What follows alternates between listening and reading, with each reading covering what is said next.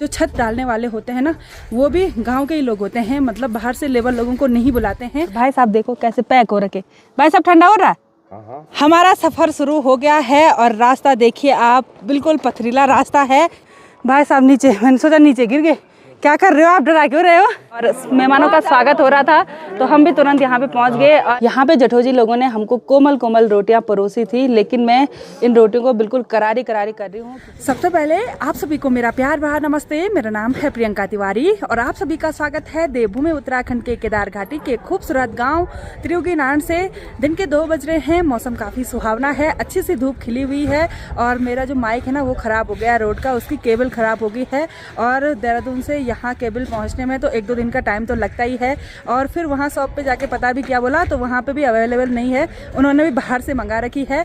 तो without mic shoot करने के लिए थोड़ा अजीब सा लग रहा है, अटपटा सा लग रहा है। आज आपको थोड़ा सा लोकेशन अलग देखने को मिल रही है, क्योंकि अभी मैं आ रखी हूँ अपने रिश्तेदारों के घर पे, अपने दीदी लोगों के घर पे। और यहाँ पीछे ना उनके 2 कमरे बनके तैयार हुए हैं, तो वहाँ छत पड़ रही है मकान की। तो उन्होंने हमको लंच करने के लिए इनवाइट कर रखा था। मेरे हस्बैंड लोग यहाँ पे आराम से धूप सेक रहे हैं, क्योंकि अच्छी सी धूप खिली हुई है। और मैं चलती हूँ पीछे खेत में, वहाँ खाना बन रखा है, तो लंच करने के लिए चलते हैं। गाँव में अक्सर ऐसा होता ही है, छोटा मोटा कार्य जो भी होता है लोगों का, लोग एक दूसरे को इन्वाइट करते हैं। और जो छत डालने वाले होते हैं ना, वो भी गांव के ही लोग होते हैं, मतलब बाहर से लेबर लोगों को नहीं बुलाते हैं और हमेशा हर कार्य में एक दूसरे की मदद करते रहते हैं। यही बात सबसे अच्छी है गांव की।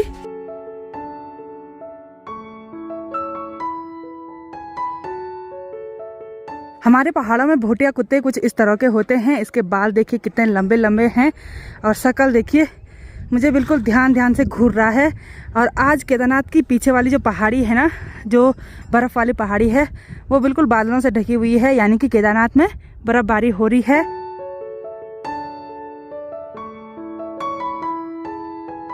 शाम के 4:30 बज रहे हैं और अभी मैं त्रियुगी नारायण से नीचे सोनप्रयाग मार्केट में आ गई हूँ। और यहाँ आजकल बिल्कुल सुनसान लग रहा है, कुछ ही लोग दिखाई दे रहे हैं पार्किंग में, और हमारे होटल में भी कोई नहीं है। और मेरी तैयारी हो गई है कहीं दूर जाने की सफ़र में।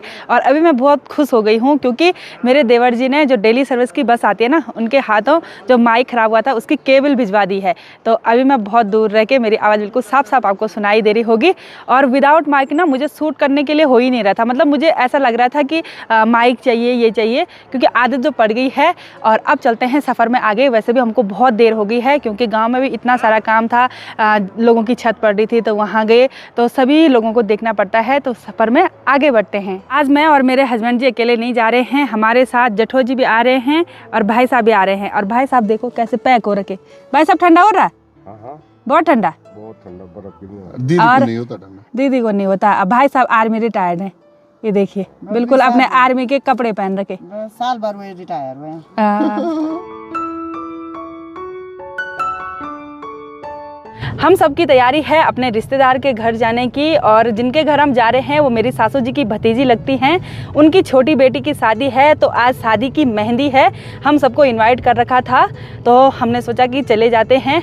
और उनका घर है कालीमठ घाटी में, और कालीमठ घाटी का दूर दराज का गांव है, जहां आज तक भी रोड नहीं पहुंची है। और हमको यहीं देर हो गई, और चलते चलते उनके घर चलते चलते तो हमको, मुझे लग रहा है 8-9 बज जाएंगे, बिल्कुल है ना, काफी लेट हो जाएगी। और सासू जी हमारे साथ नहीं आई, क्योंकि सासू जी की थोड़ा सा तबीयत सही नहीं थी। और सासू जी हैं देवरानी जी के घर में। हमारे पहाड़ों में बहुत सारे लोग भेड़ बकरी पालन करते हैं, उनसे ऊन निकालते हैं, धोखा बनाते हैं, जो इन लोगों ने पहन रखा है। फाइनली हम उस जगह पे पहुंच गए हैं जहां से हमने चिलोन गांव के लिए रास्ता तय करना है। और पैदल रास्ता है, काफ़ी मतलब दूरी पे चढ़ना है, पहले डाउन जाना है फिर ऊपर जाना है। वैसे मैं तो पहली बार जा रही हूं, लेकिन जठोजी और भाई साहब गए हुए हैं तो वो बता रहे हैं काफ़ी दूर है। और मैंने इतनी बड़ी अटैची पर कपड़े रखे हुए थे, तो भाई साहब ने कहा कि बैग पे रखो कपड़े। तो अब हम ना इन बैगों पर कपड़े रखेंगे। वैसे इनमें मेरे वो गैजेट वगैरह थे, लैपटॉप वगैरह, तो वो हमने गाड़ी में ही छोड़ दिए हैं। और इन बैगों पर अपने पहनने वाले कपड़े लेके लेके जाएंगे। हमारा सफ़र शुरू हो गया है और रास्ता देखिए आप, बिल्कुल पथरीला रास्ता है, गिरने का डर है। और आगे हमने जेठोजी को भेजा है क्योंकि जेठोजी बहुत निडर हैं। और यहाँ भाई साहब अंधेरे में नहीं दिखाई दे रहे, भाई साहब भी एक बैग ले जा रहे हैं, मेरा वाला बैग। तो अभी हम जा रहे हैं डाउन वाले रास्ते पे और जेठोजी बहुत खुश लग रही है आज। क्या हो गया जेठोजी? अच्छा, क्योंकि यहाँ मिट्टी मिट्टी है ना। अच्छा, धो के जूते संभाल रखे थे, बोला आज पूरे गंदे हो गए। और हमें ना नदी की आवाज़ भी सुनाई देने लगी है। थोड़ा सा ही हम नीचे आए हैं और इस तरह का पथरीला रास्ता। हम नदी को पार करने वाले पुल पे पहुँच गए हैं और अभी नदी का साउंड बहुत ही तेज़ सुनाई दे रहा है। पुल क्रॉस करने के बाद चढ़ाई वाला रास्ता स्टार्ट हो गया है और ये खड़ींचा मार्ग है, सीसी मार्ग नहीं है। लेकिन इस खड़ींचा मार्ग में भी बड़े बड़े पत्थर हैं जिसमें फिसलने का डर है।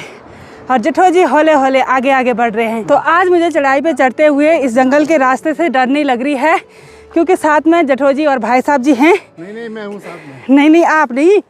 और भाई साहब नीचे, मैंने सोचा नीचे गिर गए। क्या कर रहे हो आप, डरा क्यों रहे हो?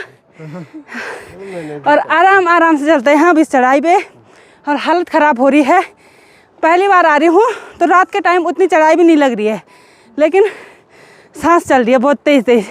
चढ़ाई पे आगे बढ़ते हुए हम ऊंची एक धार में पहुंच गए हैं और यहाँ पे थोड़ा सा आराम कर रहे हैं।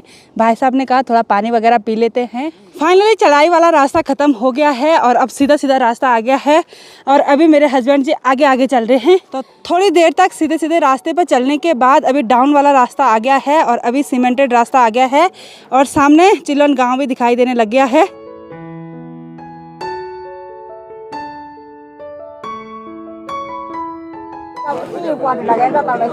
तो फाइनली यहाँ पे पहुँचने के बाद यहाँ पे बैठ गए हैं और मेहमानों का स्वागत हो रहा था तो हम भी तुरंत यहाँ पे पहुँच गए। और ये हमारी जेठोजी का बेटा है, यानी कि हमारा भांजा लगता है, इसकी बहन की शादी है।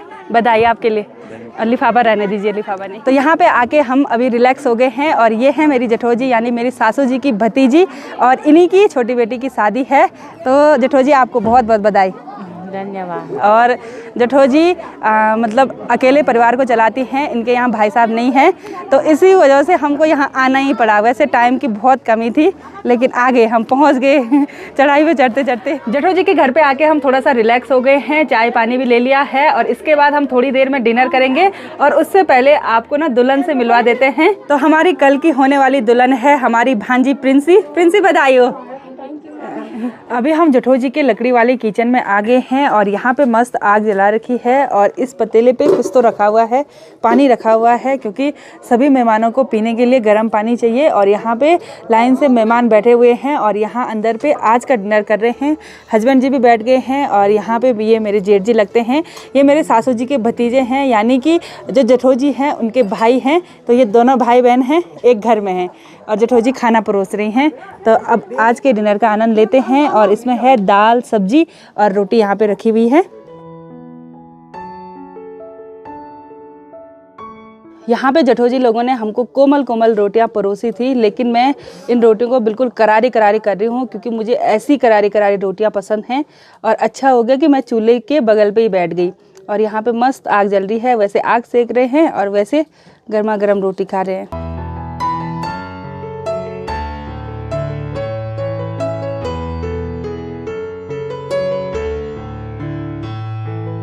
बाहर तो भयंकर वाला डीजे लगा हुआ है लेकिन हम यहाँ अंदर कमरे में बैठ गए हैं और मेरे हस्बैंड जी तो यहाँ पे बिल्कुल सो गए हैं क्योंकि काफ़ी थक चुके हैं, दिन भर काम पे लगे हुए थे। और हम भी त्रियुगनाथ से यहाँ आते आते काफ़ी थक गए हैं। लोग तो नाच रहे हैं, गांव वाले, रिश्तेदार वगैरह, और हमने सोचा कि हम सो जाते हैं क्योंकि कल सुबह जल्दी भी उठना है। और दुल्हन को भी मेहंदी लग चुकी है और ठंडे के महीने में ऐसा होता है ना, मेहंदी लगाना ही मुश्किल हो जाता है, इसलिए पूरे हाथ पे ना ऊपर तक दिन में लगा दी थी और थोड़ा थोड़ा जो हाथों पे हथेली पे ना वो अभी लगाई है। तो ऐसे में थोड़ा सा उतना ठंडा नहीं हो पाता है, फिर फ़ोटो शूट वगैरह भी करवाना ही पड़ता है क्योंकि ऐसा दिन तो एक ही बार आता है लाइफ में। तो हम ऐसे करते हैं, हम सो जाते हैं।